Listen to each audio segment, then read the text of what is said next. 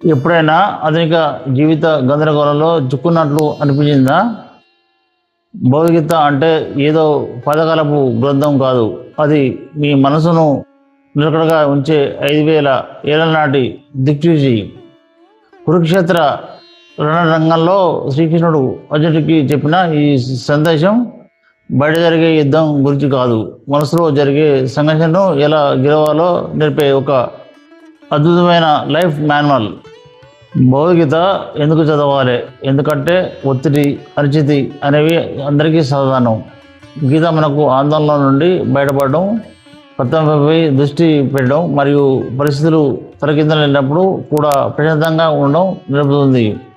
ఇది మీరు విజయం, అపజయం మరియు ఈ ప్రపంచంలో మీ పాత్రను చూసే కోణాన్ని పూర్తిగా మార్చేస్తుంది. ఇది కేవలం ఒక పుస్తకం కాదు, మీకోసం ఒక పర్సనల్ లైఫ్ కోచ్.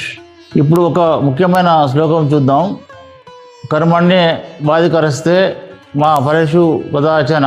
దీని అర్థం చాలా సులభం. నీకు పని చేసే హక్కు మాత్రమే ఉంది, ఫలితంపై కాదు. ఫలితం వస్తుందో రాదో అని భయపడడం మానేసి ప్రస్తుతం మీ ముందున్న పనిపై పూర్తి దృష్టి పెట్టండి. మీరు మీ పనిని నిజాయితీగా చేస్తే ఫలితం దానంతటా అదే వస్తుంది. భగవద్గీత మీ జీవితానికి ఎలా అన్వయించాలి? భవిష్యత్తు గురించి భయం వదిలేయండి. మీరు విద్యార్థి అయినా, ఉద్యోగి అయినా మీ ఫోకస్ను ప్రస్తుతం చేస్తున్న పని మీదకు తీసుకురండి.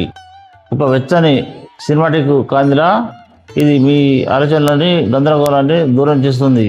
ఫలితాన్ని ఆశించకుండా నిష్కామంగా పనిచేయడం అలవాటు చేసుకుంటే మీరు నిజమైన ప్రశాంతతను పొందుతారు. అదే భగవద్గీత ఇచ్చే అసలైన జ్ఞానం. ఫలితం గురించి ఆలోచించకుండా మీ కర్తవ్యాన్ని చేయడమే గీత మనకు నేర్పే అసలైన రహస్యం. ఈ వీడియో మీకు నచ్చితే ఇప్పుడే లైక్ చేసి మరిన్ని జీవిత సత్యాల కోసం మన ఛానల్ను సబ్స్క్రైబ్ చేసుకోండి. ధన్యవాదాలు.